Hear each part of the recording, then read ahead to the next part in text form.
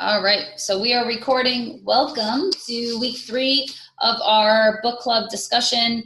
Tonight we're going to be discussing Girl Wash Your Face chapters 11, 12, 13, 14, and 15. And I'm going to start off, obviously, with the chapter we left off at, which is chapter 11. So you guys, most of you have been here for a little, for the last 2 weeks with me. So we go through the lie, we go through a keeper, like a quote from that chapter that I felt like really resonated with me or I really connected with, answer a couple of the questions from the discussion guide. If you have yours out, great. If you don't, that's okay. I'm going to read through it for you. And then my takeaways from the chapter. So, okay, everybody's muted. We're good to go. So chapter 11, the lie is other people's kids are so much cleaner, better organized, and more polite. For me, a keeper, and this was my biggest takeaway from this chapter, was embrace your chaos. And then my other keeper was small things can have monstrous effects. And I love the way that she talked about the butterfly effect. And those of you that are readers and love like personal development type books, if you've never read the book, The Compound Effect, it's kind of like the opposite of the butterfly effect, but it's basically how small things can have monstrous effects, but in a good way, and how things have this compound effect where if you start with just one small thing every day, it can become this like monstrous amount of success. So I wanted to mention that. So question number 1 what are the 3 typical ways of handling chaos described in this chapter? According to this chapter, what's the biggest problem with all 3 of these responses, and what is the alternative? So the 3 typical ways of, hi, Jen. Hopefully, can you hear me, Jen? Just let me know if you can. Say, yes, Kim, I can. I don't have can you hear me? I can, yes. I can hear you. I was like looking where to type it. No, you're good. So what I'm gonna do is I'm gonna mute you, but if at any point you have something you want to say or share, you can unmute yourself. And there'll be like a little microphone at the top of your screen and it'll say unmute. So you can click on it if you need to. I just wanted to make sure you were on okay and you could talk back if you wanted to. Okay, awesome. All right. Okay, so what are the 3 typical ways of handling chaos? And so number 1 is we ignore it. We pretend it isn't there, and she kind of talks about how we have this belief that like nobody can hit a moving target. The problem with this is chaos by nature is incredibly stressful, and ultimately stress always catches up with you. And your body will react in a negative way. And I've talked about this in the last 2 discussions, but this is, again, something that I really, really learned when I was postpartum with Mackenzie. Like, yeah, I ignored the problem at hand and I pretended that my shit was together and I was showing up every day on social media like I was, everything was perfect and sunshine and rainbows. And ultimately it came down to the fact that my life was total chaos. And chaos is stressful, and I was feeling that stress, but I was trying so hard to pretend that stress wasn't there, that I was crumbling inside, and ultimately it did catch up to me, and my body did react in a negative way, and my body's way for that was panic attacks, and I ended up in the hospital because of it. And it was a very humbling experience to learn how powerful our mind is, but more so to learn that, like, exactly as she describes here, like, you can't ignore the chaos. You can't ignore the stress in your life, because just trying to push it to the wayside, it's still there. You're just pretending it's not. And that's actually, in my opinion, more difficult and more painful than just, facing it head on. So I loved when number 2, she said, the second way that we handle chaos is we battle it in on a completely different field from the one we really need to address. The reason why I love this one so much is because when my husband and I fight, and this is like, I'm sharing this and he'd probably kill me because he's a very private person, but when we fight, he always cleans the dishes, and it drives me bat, crazy. And I'm like, why do you clean the dishes? Like, and to me, it's like this thing of like, the dishes are more important to me, which it's not at all, but he is battling the chaos. And she literally, like, we were having a tiff the very first time that I read that, like, huge fight, the very first time I read this chapter. And he was legitimately out doing the dishes. And I was like, see, you're battling. I like took the book out to him and I was like, it's right here. This is what you're doing and it's wrong. And it obviously didn't go well because if you know men are defensive and they're right all the time. So he didn't handle it well. But it felt really good for me to see that like this is a way of some people try to handle chaos and it's not effective.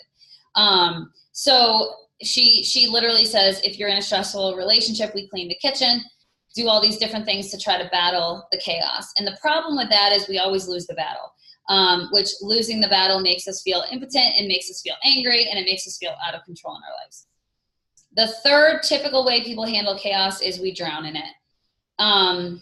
The stressful things become literally all that we see. Like it's like a fixation. It becomes like an obsession and you just feel like you're just drowning in all of it and you can't stay afloat. It feels insurmountable and no matter what we do, it doesn't seem to get better. And the problem with that is drowning means suffocating. And if we choose to stay underwater without kicking our way to the surface, we eventually forget how to swim. I think this is really important because there's a lot of this is again, a personality trait that unfortunately I learned growing up, this victimizing yourself, where you almost start to feel you wallow in it and you allow yourself to just sit in it. And that is something that I've really tried focusing on since I first read this book, was not allowing myself to drown. Yes, there's going to be times in your life where it feels like you just keep taking punch after punch after punch and you cannot get to the surface of that water. But I like to say this as I kind of use the analogy of an escalator.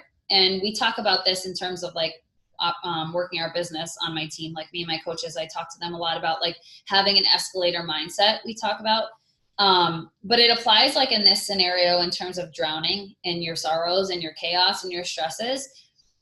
It's almost like when you're trying to run the opposite way of an escalator, right? Like the escalator is going down and you're trying to run up a down escalator. You're running really hard and you're running really hard and you have to keep running your ass off or else you're never going to get to the top. And there's going to be moments when you're sprinting up that escalator that you feel like you're literally treading water. Like you're just running and running and the escalator is still moving against you and you feel like you're not gaining any ground on that escalator. Like it's winning. But there's two options. It's either one, you run your ass off and you run faster and you ultimately get to the top, or two, you stop moving and you give up. And if you give up, the only thing that's going to happen is you're going to find yourself at the bottom of that escalator. And that's just like if you continue to drown in your sorrows, in your chaos, in your stress.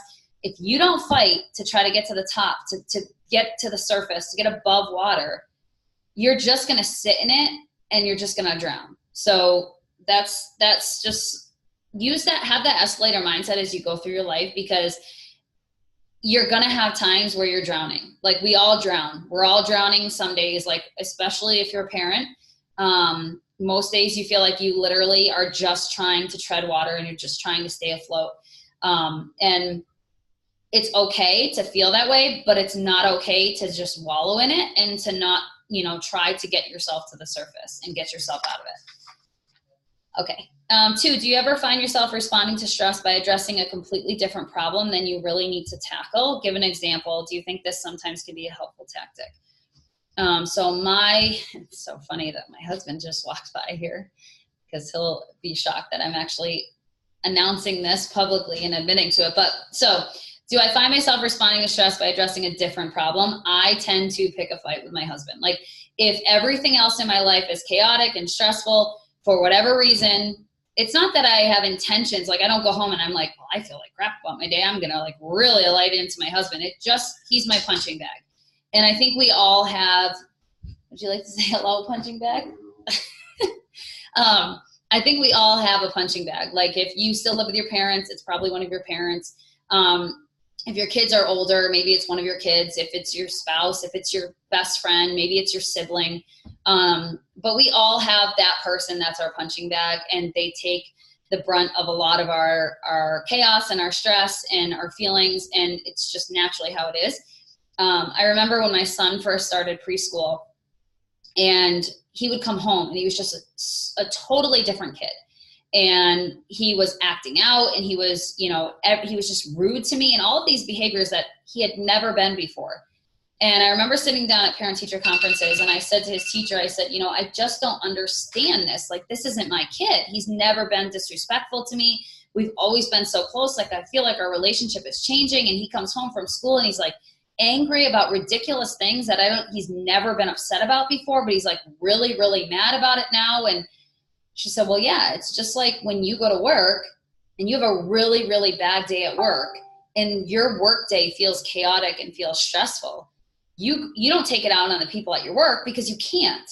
That's inappropriate. Like, we know as a society that that's not something that's okay. Like, you would lose your job if you just start, you know, I'm a pharmacist. If I just start like hacking away at customers and I'm like, you son of a bitch, I'm not filling your prescription, I'm going to lose my job.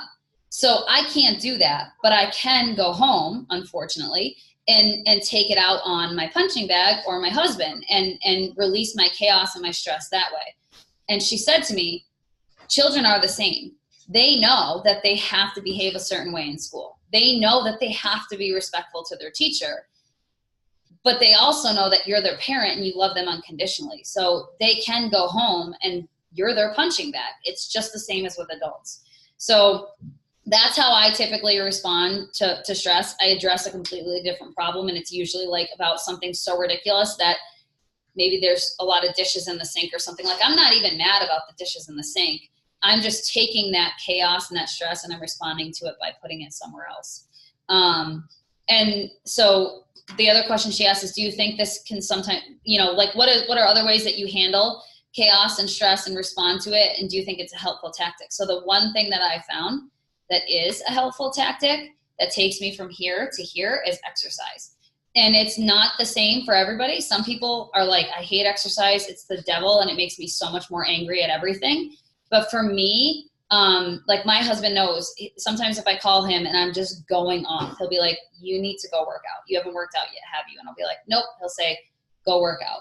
So that works for me, and that might not work for you, but find something that is a healthier way to respond to your daily stress. That's something other than just using your husband as a punching bag. And number 3, at what point does a treat or indulgence recommended in the chapter become a dangerous regular coping mechanism, and how can you know where to draw the line? So basically, there's a difference between a one-time escape and a habit or a routine. When something starts to become habitual and routine and you're dependent on that to get through those difficult times or to cope, that's when it becomes a problem, in my opinion. And how can you know where to draw the line? I think if you take a good look at yourself and you're like, am I, self-reflection is such an important tool. Like, am I having wine every single night? I can't even wait to get home. It's like the first thing I do. I don't even hug my kids when I walk in the door. Or is it like, I'm home, I feel like I had a stressful day, I could use a couple of ounces of wine tonight. Like, I'm just going to sit down with a glass and talk to my husband. You will know if it's something that is becoming a dangerous regular coping mechanism versus something that is a treat or an indulgence. So my takeaway from this chapter is embrace the madness, and I had a lot of them, so I'm going to try to talk fast on these. She says there's beauty in the chaos as well as freedom in not trying to fight against the tide. I think that's so important. Like, embrace the chaos, find the beauty in the chaos. It is there, and try not to fight it, because it's going to be there. Nobody's life is sunshine and rainbows, especially not every single day. Give yourself grace. I think that's crucial. Look for the fruits of the Spirit: love, joy, patience, peace, kindness, goodness, faithfulness, gentleness, and self-control. There will always be one, and it's going to depend on whatever particular season you're at in your life, one that's more prevalent than the others. Take time to refill your cup. You'll be better able to embrace the madness. This is so crucial, especially if you're a mom. And I know I say that a lot. It's important for everybody, but as a mom, like, you're so selfless because you give everything you have to your children. You cannot pour from an empty cup. I love that saying. We've talked about it the last 2 weeks. I can't say it enough. It's just like on the plane with the oxygen mask. You've got to put your mask on first before you can put your toddler's mask on, because if you don't put your mask on first, you're not going to be alive to save them.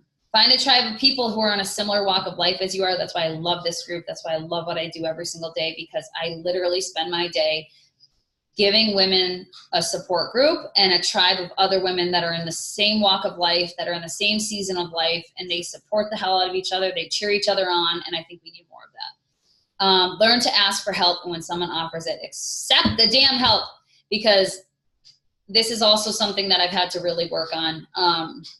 I don't like accepting help. I don't like admitting I need help. I'm the type of person where I can do it myself. I don't need you. I'm good. But I was like that with my son. Once I had my second, I was like, I have to be willing to accept help, and I have to be able to communicate to people when I need it, because people aren't mind readers. They don't know what you need. You know, there's a lot of times where I used to sit and think like, my parents don't help me, my siblings don't help me, my friends don't offer help. Nobody's a mind reader. They're stuck in their own chaos, and they're worried about their own chaos. But if you ask, you will receive. Remember that someone else is praying to have the kind of chaos you're currently crying about. The things you think are difficult could be somebody else's dream come true. I think about this all the time, because as a mom of 2 kids, I have days where I'm like, what the hell was I thinking? You know, they say the definition of insanity is doing the same thing and expecting a different outcome. Like, I had 2 children, and somehow I thought it was going to be a different outcome. Like, having kids is freaking hard. But I also can look back to 2008, 9, 10, 11, when I was going through in vitro fertilization, and I was having all of these fertility treatments. And there was many a days that I sat and wallowed in my sorrows about that I did not think I was ever going to be a mother. And I can remember people literally complaining to me about their sleepless nights, that they were up all night feeding their babies, that they slept like shit because of their kids, that they were so exhausted they couldn't even think straight. All of these things that they would complain about. I can remember one of my friends calling me, she had mastitis, and she was like, this freaking kid's killing me. Like, I'm trying to breastfeed, and now I have this infection, and I have to take antibiotics, and I'm like, this is so ridiculous. I'm so done. Like, being a parent sucks. And she didn't know that I was going through IVF. In fact, nobody really knew. I really only told my family, my in-laws, and my best friend in the whole world. So not a lot of people knew at the time. I talk about it very openly now, but it was like, I was like a vault at that time. And so here I am getting this phone call. And I remember thinking, like, you're complaining about something I literally dream about. Like, I want to have mastitis, because if I have mastitis, that means I am breastfeeding a baby that I birthed, which means I am a mom. So embrace your chaos, and remember that sometimes the things that you are struggling with so deeply are other people's absolute dream come true. And it's all about perspective. Okay. Chapter 12. The lie, I need to make myself smaller. A keeper for me was, I cannot continue to live as half of myself simply because it's hard for others to handle me. And you were not made to be small. That was my keeper from this chapter. Number 1, Rachel says that for years she would make herself small as a way of being more acceptable to others. Is this something you do? What are some other ways you've seen yourself or someone else change who they are in order to be accepted or to make others more comfortable? Okay, so I was not, nor have I ever really been, nor do I think I ever will be, somebody who boasts or brags. And I can think back to this, especially in college. I was a very good student. I had, minus my 32 in chemistry. Yes, I got a 32 on my very first college exam, because I didn't realize that pharmacy school is a little bit harder than high school. But aside from that, once I got my shit together and I had that wake-up call, I did really, really well in school. But you guys know that person that, like, they take the test, and the second they get a good grade, they're like in your ear, and they're like, oh my God, I got a 92 on organic chemistry. Oh my God, I did so good. How did you do? And you're like, I did fine. They're like, but what did you get? And you're like, I did well, and you're just like that person that just kind of like walks away from the conversation. And that person goes to every person in the cafeteria, and they're like, what did you get? What did you get? What did you get? But then there's the test when that same person flunks and fails, and you don't hear a beep from them, right? Like, you don't hear squat. Like, they're hiding. They don't even go into the cafeteria for lunch that day. They're like, screw that. I'm not, because everybody's going to ask me, because I ask everybody when I do well. Everybody's going to want to know how I did, and I did bad. So I'm not going to say anything to anybody, right? We all have that person. And I was always the person that just, like, I always downplayed my grades. I downplayed my achievements as in soccer. Even when people still to this day compliment me on certain things, like I always am like, oh, stop. No. Thank you. That's really nice of you. But no, and I always downplay things. And I'm starting to take a compliment and receive the compliment, not negate it, not argue it. Like if somebody says, you look beautiful today, I just say, thank you. Whereas years ago, or even last year, my answer prior to this book would have been like, oh, stop. You look beautiful. I don't look beautiful. I look old. Like I'm old now and I have wrinkles. You know what I mean? So I think we all do it. And I think we tend to try to make ourselves smaller in different ways, in different groups or atmospheres. So my husband does this a lot too, in terms of his success at work. I'll be like, I literally never know if he does really well at work. My father is his boss, which is a little bit awkward, but my dad will call me and be like, did Mike tell you about the record he broke? And I'm like, no. When did it happen? Today? I haven't talked to him yet today. And he's like, no, like 3 weeks ago. I'm like, nope, didn't tell me a thing. Because he makes himself smaller. Part of that, I can fully admit, is my fault because I am a stay-at-home mom. And I have a lot of jealousy some days that I am here and he's out having a professional career and working in a cubicle all day, and he has those successes. And so I think sometimes he tends to make himself smaller because he doesn't want to come home and be like, hey, hon, I crushed my day again and I'm super successful and you still just wiped asses all day. So it's not something I'm super proud of, and it's something we're working on. But again, making yourself smaller to try to appease other people or just make yourself feel, smaller around people that might be insecure or not feel as successful in those things. And I loved where she had the quote, I was performing just enough to gain your attention, but not truly being myself for fear of what everyone might think of the real me. So I don't like to talk about my coaching business a lot, especially in this book club, but this was something for sure that I had to change. I can remember like really struggling, like having this internal struggle where I would go back and forth. Like I really want to talk about my life more as a coach. I want to share about it on Facebook. I want to share about it on social media. I want to share my before and afters, my transformation, all of these things. But I just knew that Beachbody I know it's such a buzzword for a lot of people. And so I was making myself smaller and I was doing like just enough. Like she literally says, I was performing just enough to gain attention, but not being myself for fear of what other people might think of the real me. And for so long, I literally wouldn't tell my family, my friends, anybody, like nobody knew that I was doing this coaching thing. And even still to this day, it's something that I get uncomfortable talking about. And I don't share a whole lot about, but I'm working on it. Okay. What do you think it would take for you to embrace the fullness of who you are without apology or alteration?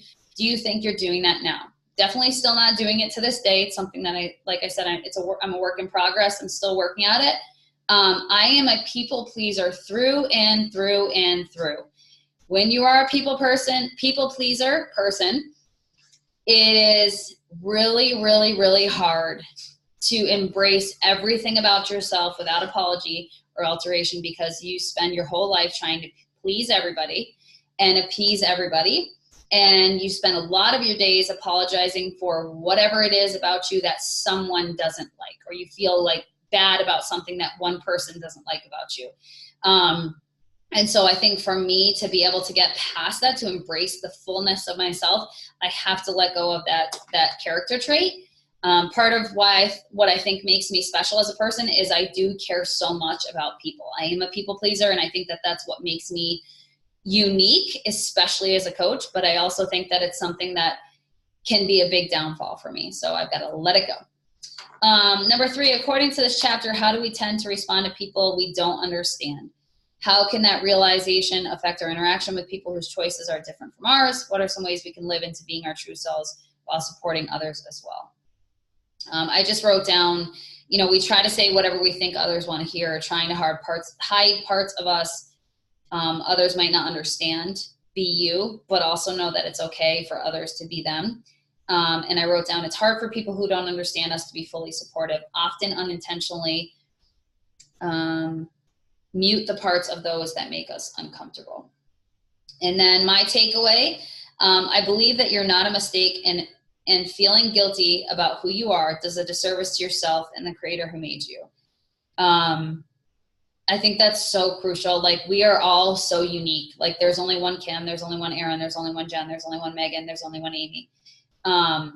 And not being who you were designed to be, and who you are is literally a disservice to you and to every single person around you. And I wrote down, there are hundreds of ways to lose yourself, but the easiest of them all is refusing to acknowledge who you really are, truly are in the first place. And then I wrote down the quote, the same man who praised my achievement might have unintentionally taught me to chase it a bit too much. She's talking about her father. But you can't blame the past for the things that went wrong if you aren't also willing to be thankful for the things that went right. So I can relate to this on so many levels. I love, love, love the hell out of my father. I have a great relationship with my dad.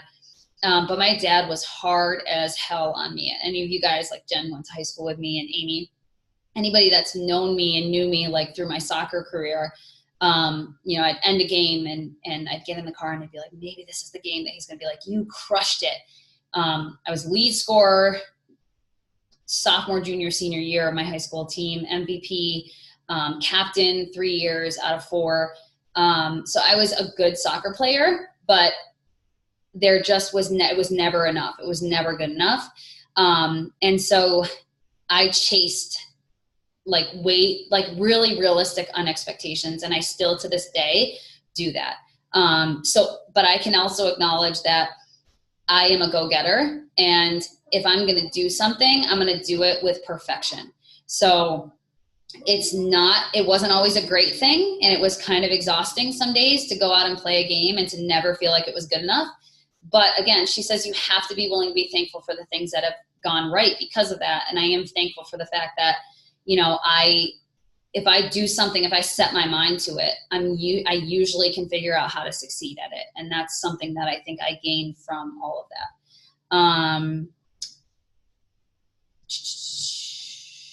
Okay. Oh, and then I love when she said, if there are things you want to work on, start consuming content that speaks to that specific area. Listen to a podcast, read a personal development book like we're talking about right now, Girl Wash Your Face, You Are a Badass, The Compound Effect. I could go on and recommend books to you guys all day long about personal development books. If you have anxiety, there's some amazing books about anxiety. Podcast, Rachel's podcast, Rise, is amazing. Basically whatever walk of life you're in, whatever season of life you're in, whatever your struggles are, find personal development podcasts, things you can read or listen to that discuss those things and help you grow. Okay, chapter 13, The Lie, I'm Going to Marry Matt Damon. This one I was like, where is she going with it? The first time I read this book, I'm like, I don't even know what this chapter is going to be about. But it does make sense once you actually break it down. My keeper was, my ability to imagine my dreams in intricate detail is one of the biggest reasons I've been able to achieve them. That's my keeper. Number 1, this chapter talks a lot about having really big dreams. Do you have any? If so, what are they? If not, do you think it's because you're content or because you're afraid to dream big? Do you think everyone has to have a big dream like Rachel? So, big point here, okay?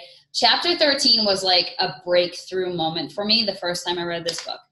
I've always been the pessimist. I've always been the type of person that just aims high enough just so I can achieve something and feel successful, but not high enough where it's ever going to really take me anywhere. I'm going to feel super successful and really proud of myself. And here's why. Because I'm always afraid to fail. So I spent 33, because I read this book for the first time a couple months ago, 33 years of my life aiming kind of mediocre because it was something I knew I could hit and I wouldn't feel like a failure. And I was always the person that would tell myself, I'd go for something, whatever it might be. Maybe it was a job, and I'd be like, I'm not going to get the job. My husband would say, why? I don't know, I'm just not going to get the job. Well, why do you think you're not going to get it? I'm just not. I would tell my parents, I would tell my friends, I would talk about it, and I'd be like, I'm not going to get the job. And I wouldn't get the job. And it'd be like, see, I told you. What if I had told myself I was going to get the job? And I used to always have this thought process of, if I tell myself, if I set low expectations, then I can never be disappointed.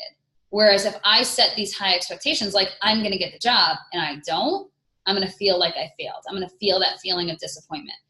And so I lived my life where I just always told myself I wasn't, I couldn't, I can't.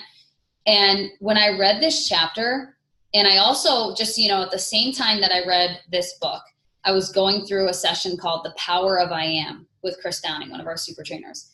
And the entire 6-week course, which ended up being a 9-week course, was about I am and speaking your dreams, your whatever you wanted out of your life, speaking it into the power of I am. So if you want to be a mom, I am a mom. Speaking it, writing it down, visualizing it, literally creating your dreams and like just focusing 110% on them. So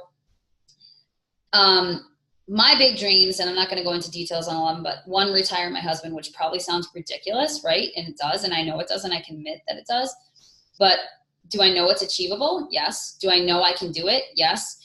So I'm going to just stay focused on it. I'm going to keep telling myself it's going to happen. And 2, become a master trainer. So that's just basically means that I would be training other fitness instructors in certain formats. I wrote down, envision a very specific future. Like, envision the hell out of it and just keep envisioning it. Speak it like it's the truth, even if you think that it is like literally never going to happen. And I'm going to get to a point in a second. I wrote down where she wrote, my goals are real to me. There isn't a single doubt or question in my mind that I can achieve them. How do you stay on course? Keep your eyes on the horizon. I loved when she wrote that. 2, she said, when Rachel really did meet Matt Damon, the encounter wasn't anything like what she had dreamed of in such great detail. She doesn't seem disappointed. She's just glad the power of her dream moved her forward. Does that mean the content of the dream doesn't really matter? How do you keep from being disappointed when the actual outcome doesn't match your dream? So this right here was where I was stuck. Living my life where I didn't dream big because I was afraid if I missed that big dream that I'd fall short and I'd be disappointed and I'd be let down. But what I didn't realize until I read this chapter was, and until I was in this group, you can aim super big, because if you aim really big, you may fall short, but you falling short is probably still higher than you initially would have dreamed if you just set yourself up for mediocre. So focus on where that big unreachable dream can get you. Might seem out of reach, might seem highly impossible, but dream those big dreams and focus on them, because they're ultimately going to get you somewhere bigger than if you just spend the rest of your life telling yourself you're going to do nothing, be nothing, go nowhere, right? Okay, number 3 was fantasies are considered suspect in some circles. Why do you think this is? Is there a point other than the traffic thing where a fantasy can be harmful or dangerous? How could this be prevented? So she talks a lot about cardio fantasies, which is really bizarre. But I actually, when I run, in fact, when I ran my half marathons, I used to put on the most ridiculous music. And I laughed my ass off when she was talking about envisioning herself singing on stage, like whatever she was saying. I'm not a singer, just, you know, I could prove it right now, but I'm not gonna. I'm gonna spare you the muteness of your ears. I used to literally, for some reason, I still don't know why, but I used to envision myself, like I'd put on really beautiful music, like, I can't even think of a good example, like an Adele song or something, by a Whitney Houston song, something. And I would like envision myself singing this song. And for some reason, it oddly used to really motivate me when I was running. And it's really bizarre. So when I read this cardio fantasy thing, I was like, I'm not crazy. So I wrote down, some fantasies are instrumental in helping us reach our goals. Some fantasies are silly, but give us something to think about. The point is, you don't think about the challenge before you keep your eyes above the water. So it's just above the waves. It's just a distraction. Okay, so my takeaway, write down your goals and dreams. Envision them in all of their intricate details. Say them out loud. Announce them like proclamations and speak them into an I am. The power of I am is so strong. And I love when she talked about keeping visual reminders of her current goals taped up inside of her closet. So every time I see them, it is a reminder. So when I was 60 pounds heavier, when I started this whole thing, 2011, 8 years ago, after I had my son, I had a picture, and it was this picture my mother-in-law took of me. And oh my God, I'll post it in the group. But it was a picture of me holding my son, and I saw the picture and I was like, holy God, who is that person? That is not me. And it was my picture. Like, I think we all have a picture that we look at that we're like, yikes, we gotta like get our, you know what, together.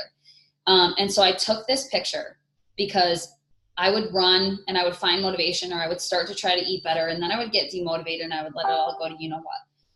And so I took this picture that I hated and I plastered it everywhere. I had it on my fridge, so if I wanted to go eat ice cream, or on my freezer, if I wanted to go have ice cream, I had to look at this picture of myself that I hated. I had it inside my cupboards. Like, people would come over. I remember my nephew, he was like 6 at the time, and he's like, why do you have this picture of you taped inside your cookie cabinet? And I was like, just leave it alone, forget it's there. I had it in my bedstand, so on mornings that I had to work out and I didn't want to get up, I would just open the drawer, look at the picture of myself, and guess what? My butt get out of bed real quick. I had it where I worked out. I had it in my car. So if I was in the car and I wanted to go to a drive-thru, I wanted to go get McDonald's fries or whatever it was that I wanted, it was literally right smack dab in front of my face. So it's this visual reminder right in my face every single day. And I will tell you, one of the biggest reasons why I think I've been successful as a coach is because I tell every single person I work with to do this. And I say, find that picture, whatever picture it is. And what's even more effective, find the picture you don't like, find a picture of yourself that you love, like that picture that you look at and you're like, oh my God, I want to get back to that so bad. Like, I can remember I felt so good then. I felt so confident. I felt so sexy. I felt amazing. Like, put them side by side.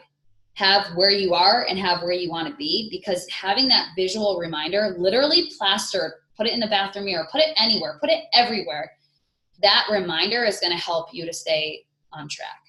And then so I wanted to show you guys, see, I found it. Okay. So I am borderline obsessed. Okay. I am obsessed with Shaun T. His program, Insanity, is what started this whole thing for me. It's how I lost my 60 pounds. It's why I became a group fitness instructor, because I wanted to teach his live format. It's full circle for me. So he's creating a program that launches in January. And like I said, I used to aim low. Well, they announced at the end of July that the top 140 coaches in our network. Now, I want to remind you, there's 450,000 coaches, 450,000 Beachbody coaches. The top 140 could earn their spot into Shaun's test group, his exclusive pilot test group, where this program, like, literally, they're filming the workouts right now. It launches in January. The people in this test group did the workout today, day one, okay? 140 coaches earned their spot by selling and having the most, what we call, Success Club points. Okay, so if somebody buys a challenge pack through me, I earn 2 Success Club points. So 450,000 coaches. And I do very well, but I'm not one of the top coaches. I'm not in the top 10 of the network. I'm not in the top 20, and I'm not in the top 100. Okay, so this is still new for me, and I'm working to get myself to the top, but I'm not, and nor did I ever think that this was possible. So the old Kim, prior to Girl Wash Your Face, would have said, that sucks. Like, those 140 people are so lucky to be able to be in Shaun's group. Like, there's no freaking way I can do that. I'm not even going to try. Right? And I literally would not have even tried for 1 second. But after reading this chapter, I was like, I'll be damned if I'm not in that test group. And you know what? I'm going to literally act for the next 30 days until somebody tells me otherwise. I am going to tell myself every single day, I am in the Shaun T test group. I am one of the 140 coaches. I will earn my spot in that group. I envisioned it. This is going to sound crazy, and I wish my husband was up here to attest for it, but I kept telling my husband, the number I think I need is 32. And he was like, why? I said, I don't know. I just keep envisioning this group, the ranking coming out. I just keep seeing the number 32. It's just something I'm envisioning. I don't know why, but it is.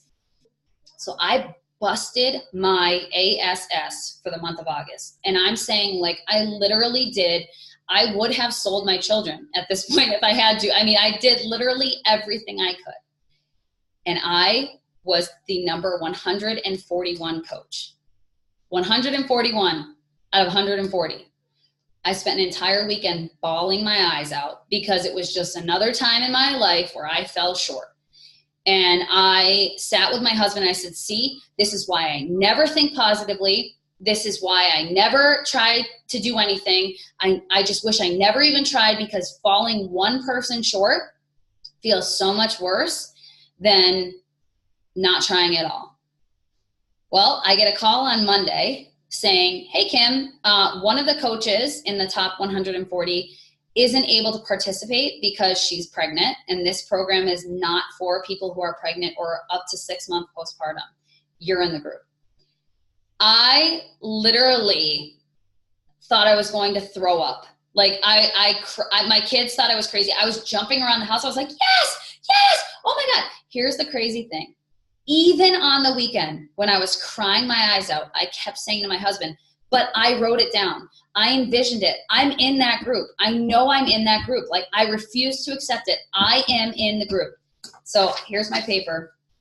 And I don't know if you guys can read it, but I wrote this down after finding out I was number 141. I wrote this down in that very moment. And I said, I'm not giving up. I will be damned if I don't freaking get into that group. And I, even through my weak moments, even though I had negative moments where I cried and I felt defeated and I had negative thoughts and I said, I wish I never tried, I still told myself, I will be in that damn group. Somehow, some way, it's going to happen. And so I'm not saying it's going to happen every single time. I'm still shocked it somehow did. And I'm incredibly thankful. Today was day 1 of the workout and it was insanity. No pun intended. But I am learning that I'm no longer going to think small. I'm no longer going to accept less of myself just because I'm scared to aim for big and fall short. Because I thought I did fall short. And I went back to that place of like, this is why I shouldn't have even bothered trying. But at the end of the day, if I didn't try, guys, I wouldn't have been number 141 and I wouldn't be in that group. So it could have worked out differently and I would be heartbroken if I wasn't in there and I was number 141. But at least I did the best that I could. And my business exploded in the month of August. And it was an amazing, amazing thing to see that if you envision things, if you stay positive, even through those moments where you're like, screw this, why did I even try? I still wrote down that I'd be in that group. I still believed it in the heart of like, in the like depth of my soul. I believed that I would be in that group somehow, some way. So think positively, envision your goals, write down your goals. If you want to lose 60 pounds, I am X amount of pounds. Or if you want to be a supermodel, like I am a supermodel, just freaking write it down, envision it. Like there's literally, your mind is the most powerful tool that you have. So use it. You know, we use our mind as a powerful tool so negatively so often. Start trying to use it in a positive way and see what it can do for you. Okay, I got to go fast for 14:15. 14, the lie, I'm a terrible writer. Keeper, someone else's opinion of you is none of your business. I think this was everyone's takeaway from this because a lot of us aren't writers, so we couldn't really relate. But period, bottom line, end of story. Someone else's opinion of you is none of your business. Number 1, she talks about that. How do you respond to that statement? Would you have a hard time living by that statement? Why or why not? What's the difference between disregarding wise input and blowing off unhelpful opinions? How can we tell the difference? So this is what I put. As a big people pleaser, this has been the toughest struggle for me, is accepting that what other people think of me is none of my business. And truthfully, what other people think of me says a lot more about them than it says about me. As a people pleaser, it's super hard to embrace that. And it's really hard to let go of trying to make everybody happy and trying to be everybody's cup of tea, but I'm working on it. Okay, Erin, I'm talking fast. I'm going quick, I promise. Okay. Okay, I wrote down, you have to decide that you care more about creating your magic and pushing it out into the world than you do about how it will be received. If I refuse to take constructive criticism from an editor I trust, don't push myself as a writer, impersonate others, my work will suck. According to Rachel, what are the 2 choices every creative person has about her creative endeavor? I wrote down, I can, my handwriting is awful. I can write down words and send them out into the world, and that was rough, and hope they find a home, or I can hide my light under a bushel because I'm too afraid someone won't like the glare.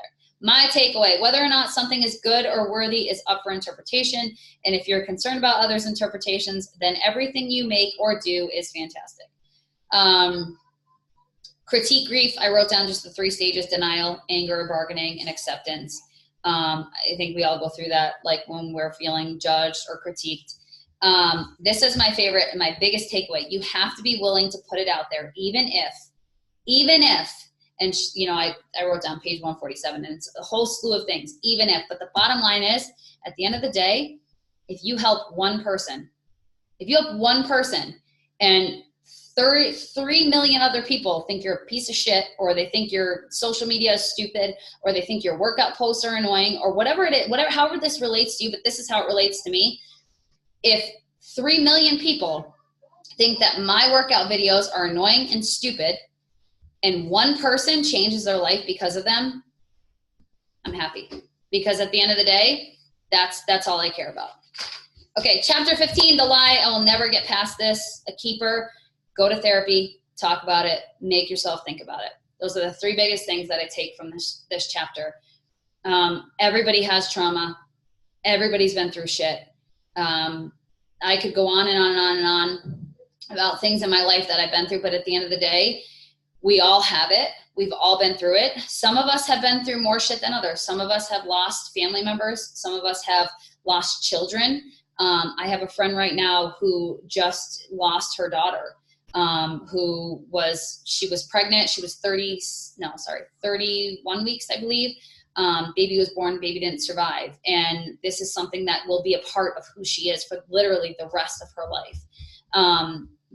Our extent and our degree of trauma is going to vary at different seasons of our life. Like right now, I have friends that haven't lost a single person in their life. They've never been to a wake. They've never been to a funeral. I also have friends the same exact age that have lost every grandparent they ever had, lost a parent, and lost maybe a best friend who was in their 20s or 30s, right? So depending on where you are in the season of your life and how your life is supposed to go, you may have been through more shit or less shit. But the bottom line is we all have it, and you have to talk about it, and you have to make yourself think about it. You have to face it square on. I love something that Shaun T said at a live workout that I went to with him, where he said, it's like, when you're walking away from somebody, don't turn your back to them, because you're walking away with your back to this big object. Like, face it, turn around, face it, and walk towards it.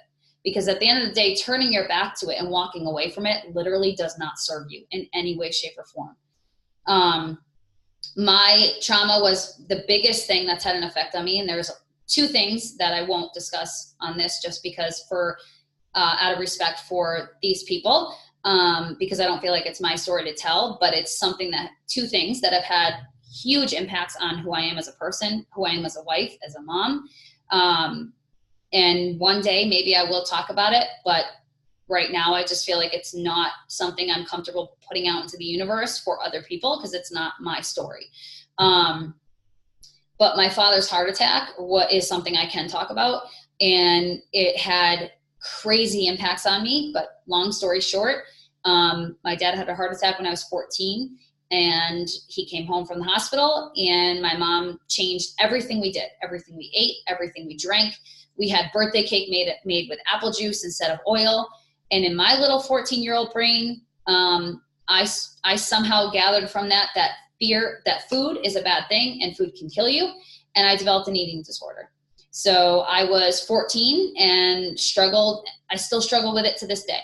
Do I have some days where I do a hell of a lot better? Yes. Thankfully, by the grace of God, I'm doing so much better that I found a nutrition plan that works well for me. I'm eating more food than I ever have since being 14.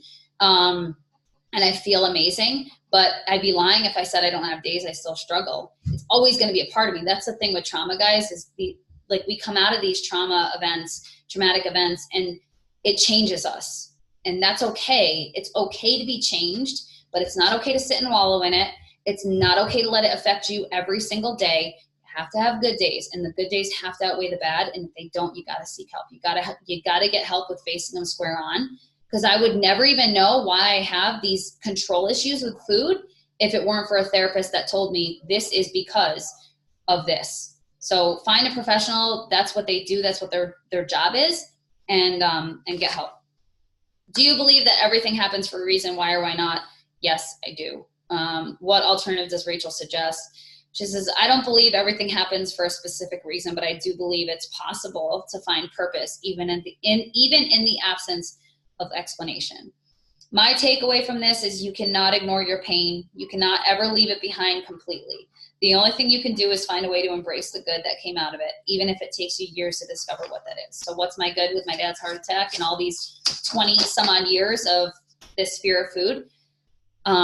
Where I am today, because I would never, like, I stumbled upon Beachbody and I stumbled upon a meal plan that changed my life and got me out of a really, really dark place.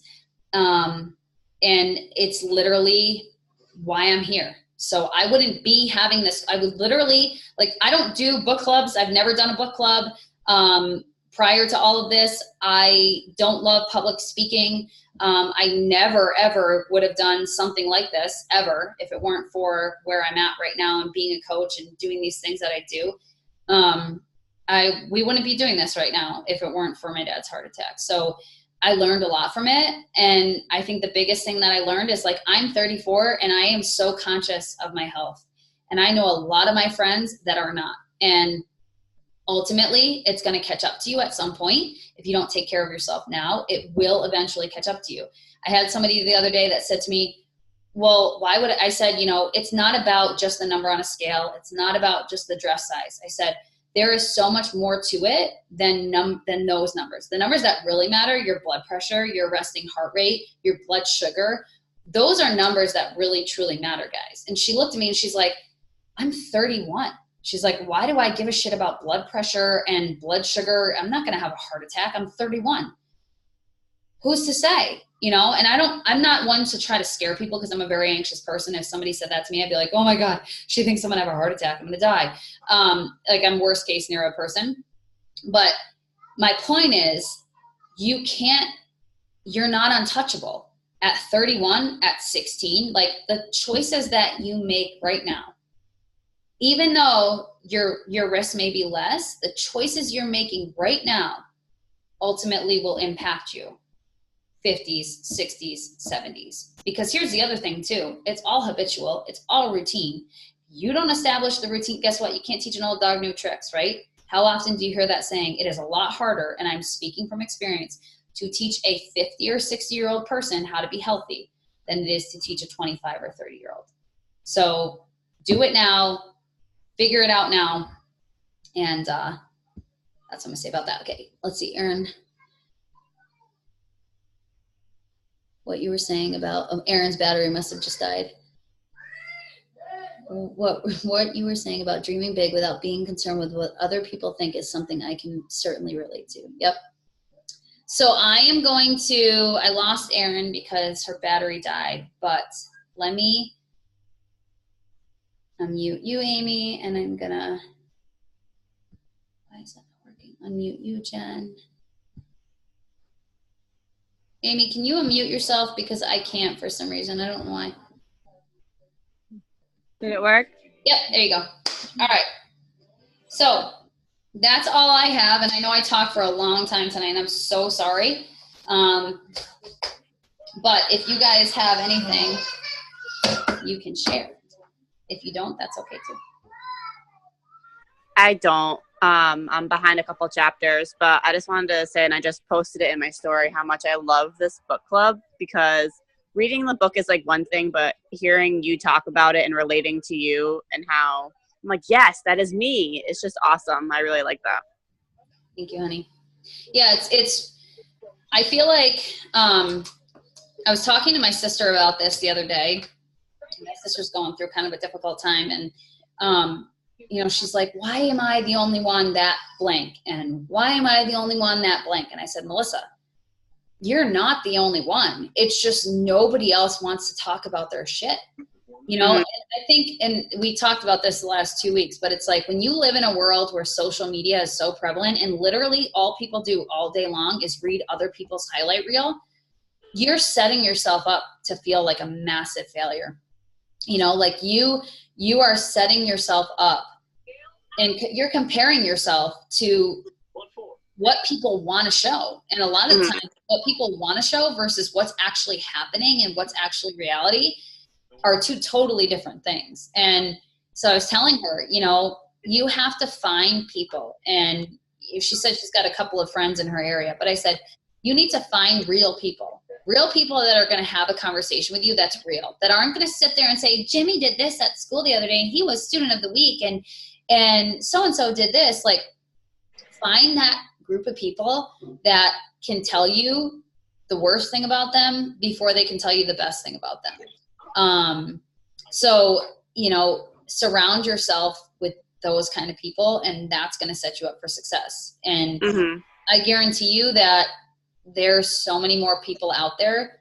And I agree with you, because I think that sometimes, yeah, reading a book is great. And I love this book because Rachel shares her experience, which I think is helpful because it's relatable and you can apply it to a real life situation. But hearing her situation and hearing my situation gives you two perspectives. And usually within that, or somebody else sharing their perspective, there's something that you can relate to, you know? Exactly. That's what I really like about it.